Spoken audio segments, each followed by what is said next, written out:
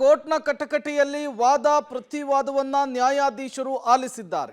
4 ಗಂಟೆಗೆ ಆದೇಶವನ್ನ ಕಾಯ್ದಿರಿಸಿದ್ರು. ಕೆಲವೇ ಕ್ಷಣಗಳಲ್ಲಿ ಆದೇಶ ಹೊರಬೀಳುತ್ತೆ. ಜಡ್ಜ್ ಮುಂದೆ ಈ ಸಂದರ್ಭದಲ್ಲಿ ಪ್ರಜ್ವಲ್ ಅಳಲನ್ನು ತೋಡ್ಕೊಂಡಿದ್ದಾರೆ. ನನಗೆ ಕೊಟ್ಟಂತಹ ರೂಮ್ನಲ್ಲಿ ಹಿಂಸೆ ಆಗ್ತಾ ಇದೆ, ಕೆಟ್ಟ ದುರ್ವಾಸನೆ ಬರ್ತಾ ಇದೆ, ಉಸಿರಾಟಕ್ಕೆ ತೊಂದರೆ ಆಗ್ತಾ ಇದೆ, ಶೌಚಾಲಯದ ಸಮಸ್ಯೆ ಇದೆ ಅಂತೇಳಿ ತಮ್ಮ ಸಮಸ್ಯೆಯನ್ನ ತೋಡ್ಕೊಂಡಿದ್ದಾರೆ. ನನಗೆ ಬೇರೆ ಏನೂ ಕೂಡ ಟಾರ್ಚರ್ ಆಗ್ತಾ ಇಲ್ಲ. ಜಡ್ಜ್ ಮುಂದೆ ಪ್ರಜ್ವಲ್ ರೇವಣ್ಣ ಅವರು ಅಳಲನ್ನ ತೋಡ್ಕೊಂಡಿರುವಂತದ್ದು. ತಡರಾತ್ರಿ ಪ್ರಜ್ವಲ್ ರೇವಣ್ಣ ಅವರನ್ನ ಎಸ್ಐಟಿ ಅಧಿಕಾರಿಗಳು ಅರೆಸ್ಟ್ ಮಾಡ್ತಾರೆ, ಸಿಐಡಿ ಕಚೇರಿಗೆ ಕರೆತರ್ತಾರೆ. ಅದಾದ ಮೇಲೆ ಅವರನ್ನ ರೇವಣ್ಣ ಇರುವಂತಹ ಸೆಲ್ನಲ್ಲಿಯೇ ಇಟ್ಟಿದ್ರು.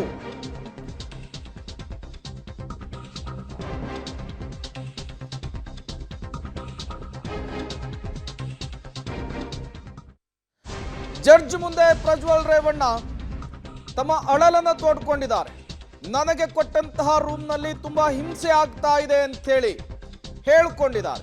ಕೆಟ್ಟ ವಾಸನೆ ಬರ್ತಾ ಇದೆ, ಉಸಿರಾಟಕ್ಕೆ ಇದು ತೊಂದರೆ ಆಗ್ತಾ ಇದೆ, ಶೌಚಾಲಯದ ಸಮಸ್ಯೆ ಇದೆ ಅಂತ ಕೂಡ ಹೇಳ್ಕೊಂಡಿರುವಂತಹದ್ದು.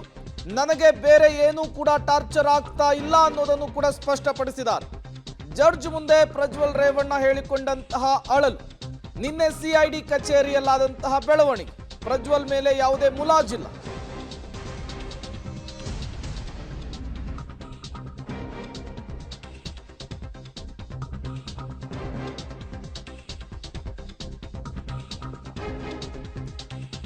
Special public prosecutor Prajwal Revanna ಅವರನ್ನ ಎಸ್ಐಟಿ ಕಸ್ಟಡಿಗೆ ಕೊಡಬೇಕು ಅಂತ ಹೇಳಿ ವಾದವನ್ನ ಮಂಡಿಸಿದ್ದಾರೆ. ವಾದದಲ್ಲಿ ಹಲವು ಅಂಶಗಳನ್ನ ಉಲ್ಲೇಖಿಸಿದ್ದಾರೆ. ಅದನ್ನ ನೀವು ಸ್ಕ್ರೀನ್ ಮೇಲೆ ಗಮನಿಸ್ತಾ ಇದ್ದೀರಿ.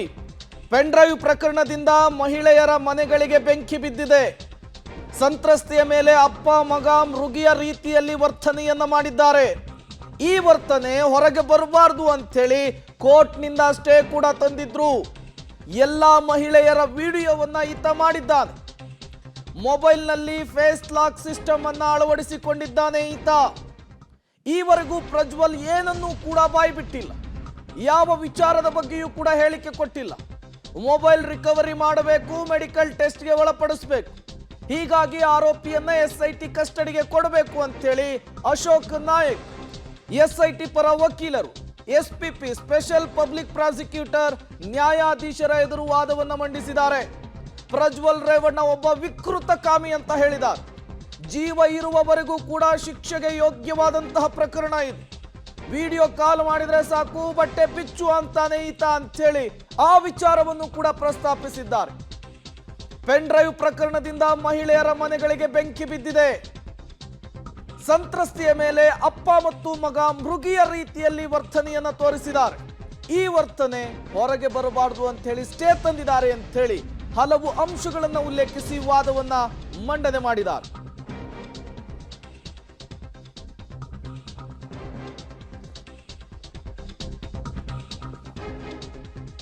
ಇದೇ ವಿಚಾರಕ್ಕೆ ಸಂಬಂಧಪಟ್ಟಂತೆ ಮತ್ತಷ್ಟು ಡೀಟೇಲ್ಸ್ ಅನ್ನು ಕೊಡ್ತಾರೆ ನಮ್ಮ ಪ್ರತಿನಿಧಿ ನಾಗೇಶ್. ನೇರ ಸಂಪರ್ಕದಲ್ಲಿ ಜಾಯಿನ್ ಆಗಿದ್ದಾರೆ. ನಾಗೇಶ್, ಸಹಜ ಆರೋಪಿಯೊಬ್ಬರನ್ನ ನ್ಯಾಯಾಧೀಶರ ಎದುರು ಪ್ರೆಸೆಂಟ್ ಮಾಡಿದಂತಹ ಸಂದರ್ಭದಲ್ಲಿ ಯಾಕಾಗಿ ಕಸ್ಟಡಿಗೆ ಕೊಡಬೇಕು ಅಂಥೇಳಿ ಮನವರಿಕೆ ಮಾಡಿಕೊಡುವಂತಹ ಕೆಲಸ ಆಗುತ್ತೆ.